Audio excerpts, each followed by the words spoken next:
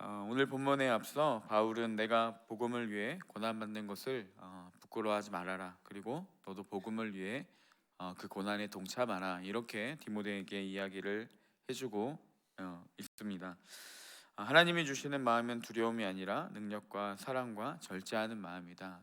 그런 영이다라고 그 영을 우리에게 주셨으니 이 복음을 위해 우리가 고난을 받는 것이 마땅하다. 이렇게 앞절에서 바울은 권면해주고 있었습니다. 그러면 이 바울이 말한 그 복음을 위한 고난이 무엇이겠습니까? 여러 가지 적용들이 있겠지만 저는 개인적으로 말씀을 묵상하며 좀 이런 생각이 들었습니다. 여러분, 그리스도인으로 살아가는 게요, 한편으로는 어려운 길 그리고 좁은 길이라고 이야기를 하지만 또 다른 한편으로 생각해 보면 그리 어렵지만은 않은 부분들도 있습니다. 교회 다니는 것은 쉽게 다닐 수 있고 신앙은 쉽게 받아들일 수 있지만 문제는 뭐냐? 복음을 위해 살아가는 것이 쉬운 길이 아니라는 것이죠. 교회에 다니는 것은 쉽게 올 수 있고 주일을 예배를 다 지킬 수는 있겠지만 복음을 위해 공동체 안에서 사람을 세우고 그 안에서 헌신하며 수고하는 일은요 쉽지가 않다라는 거죠. 그래서 많은 이들이 있지만 하나님을 위해 살아가는 자들 그리고 봉사를 하는 자들은 그 수에 비해서는 그리 많지 않은 것이 우리 안에서도 쉽게 볼 수가 있습니다. 사역을 하다 보면 자존심도 많이 상하고 때로는 마음을 상하게 하는 사람들을 위해서도 우리가 희생을 감수해야 될 때가 많이 있기 때문에 그 일들이 한편으로는 쉽지만은 않다라는 것이죠. 그때 바울은 말합니다. 주님이 주시는 마음은 두려움이 아니다. 그리고 오직 능력과 사랑과 절제하는 마음이니 복음을 위해 주님을 위해서 이 고난도 받아야 할 것을 그리고 사명을 잘 감당할 것을 그렇게 권면해주고 있습니다. 이런 관점으로 오늘 본문 말씀을 좀 보려고 합니다. 바울은 먼저 우리가 이 부르심이 어디서 왔는지 그리고 우리가 왜 이 복음을 위해 고난을 받아야 되는지에 대해서 이제 9절 이하로 잘 설명해주고 있습니다. 먼저 9절에 보니까 하나님이 우리를 구원해 주셨고 거룩한 소명으로 불러주셨다 이렇게 이야기합니다. 이 거룩한 소명으로 부르셨다라는 이 해석은요 여러 가지가 있습니다. 성경에도 보면 NIV나 NLT 성경은 우리를 거룩한 삶으로 부르셨다 이렇게 번역을 했습니다. 그리고 NEB 성경은 거룩한 사람이 되라고 부르셨다. 그러니까 우리가 거룩한 사람이 되라고 부르셨다 이렇게 번역을 했고 우리 개역개정과 NASB 세 번역 성경은 우리를 거룩한 부르심으로 부르셨다 이렇게 번역을 했습니다.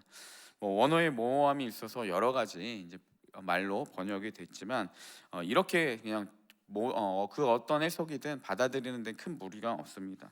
그러니까 중요한 것은 이 거룩한 삶 그리고 거룩한 사람으로 우리를 부르신 것 그리고 거룩한 소명자로 우리를 부르신 이유는 무엇이냐? 이 모든 것들이 우리를 구원하신 이 하나님의 구원의 은혜와 연관이 되어 있다라는 것으로 볼 수가 있습니다.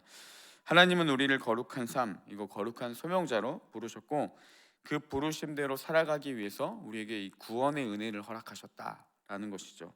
그래서 세상의 많은 자들 중에 우리를 택하시고 거룩한 주님의 삶으로 살아갈 수 있도록 우리를 인도해 주셨다라는 겁니다. 그래서 바울은 9절에서 이렇게 고백하죠. 하나님이 우리를 구원하사 거룩한 소명으로 부르심은, 그러니까 하나님이 우리를 거룩한 삶, 이 거룩한 소명자로 부르신 것이 무엇이냐?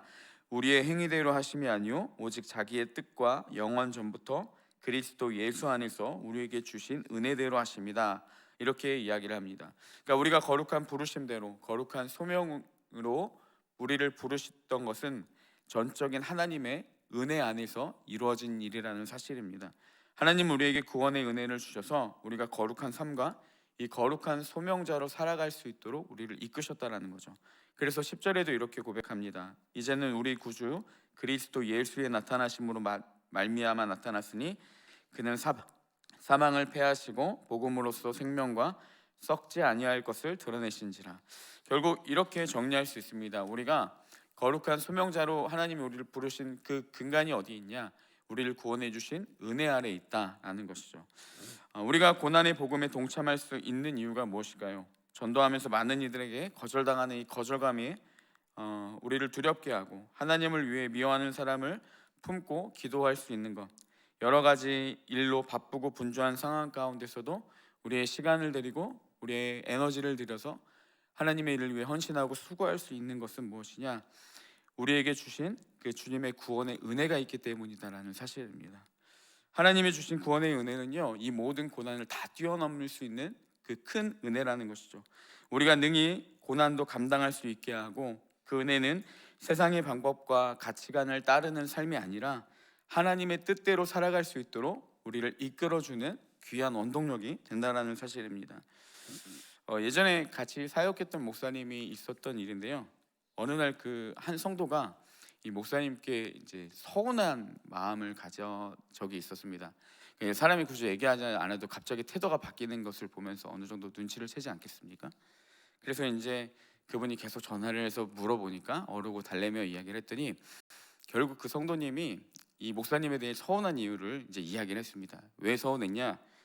예배를 마치고 이제 가는 길에 목사님께 인사를 했는데 이분이 자기 인사를 잘 안 봐줘줬다는 거예요. 그래서 이제 목사님은 예배 끝나면 많은 분들이 나오기 때문에 미처 보지 못했던 것 같다, 미안하다, 이렇게 이야기를 하면서 오해를 풀었다라고 합니다.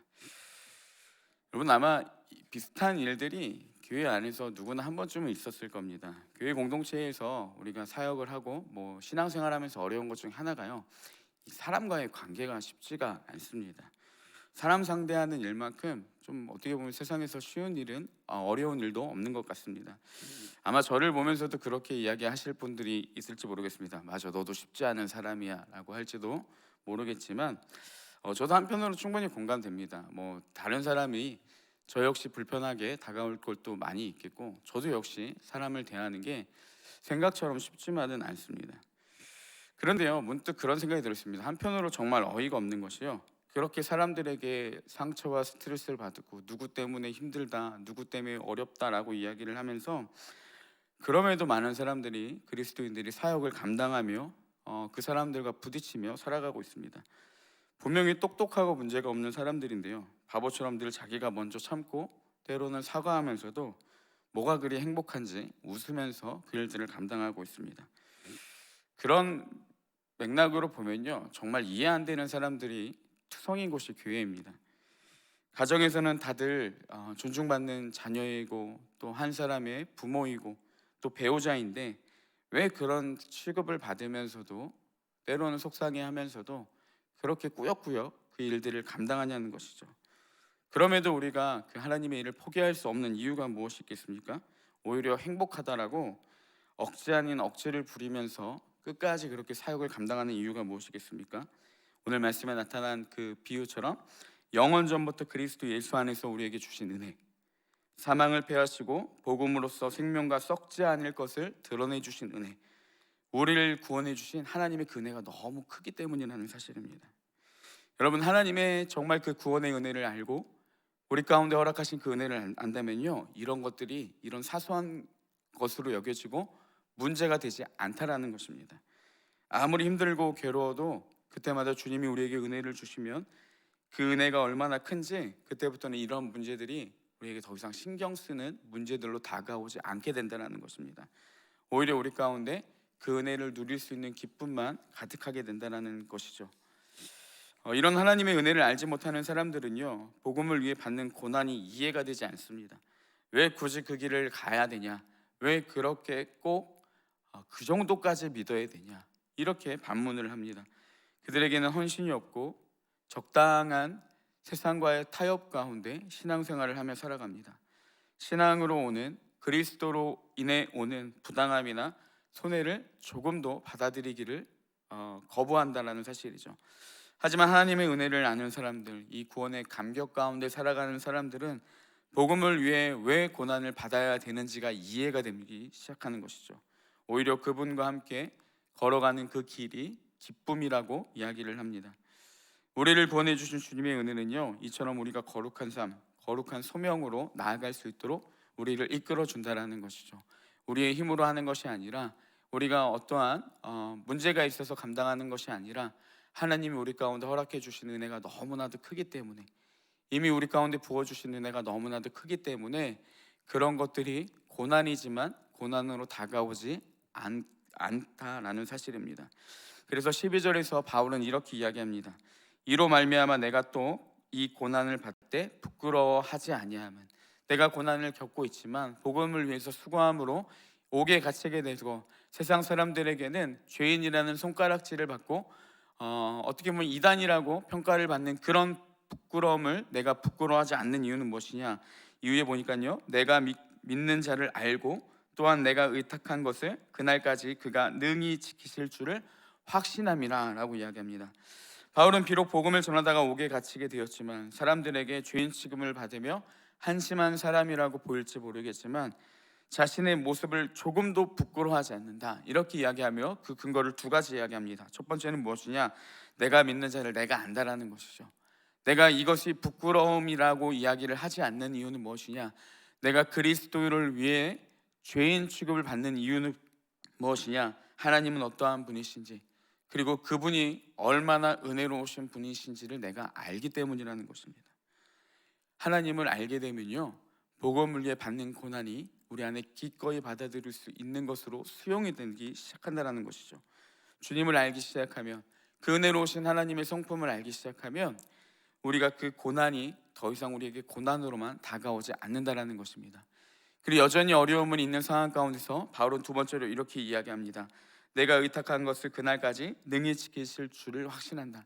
하나님의 귀한 소명자로 살아가면 하나님께서 그 고난 가운데서, 그 어려움 속에서도 이 소명을 끝까지 이루도록 나를 반드시 지키시는 분이심을 내가 확신하기 때문에 내가 이것들을 부끄러워하지 않는다라고 이야기를 하는 것입니다. 아무리 괴로운 고난이라도 주님은 반드시 택한 자들을 지켜주신다, 이렇게 바울은 고백하고 있습니다.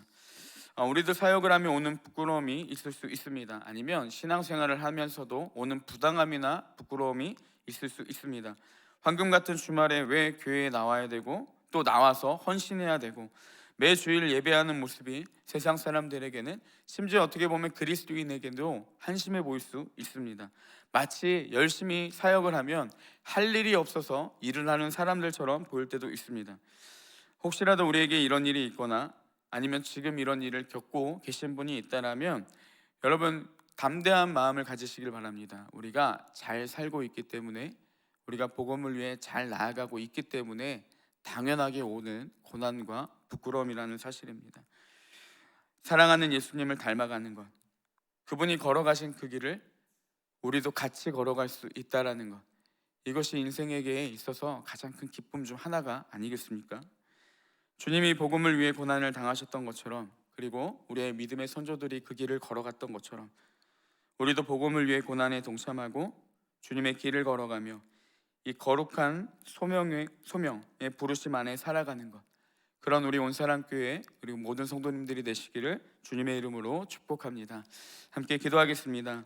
사랑의 주님,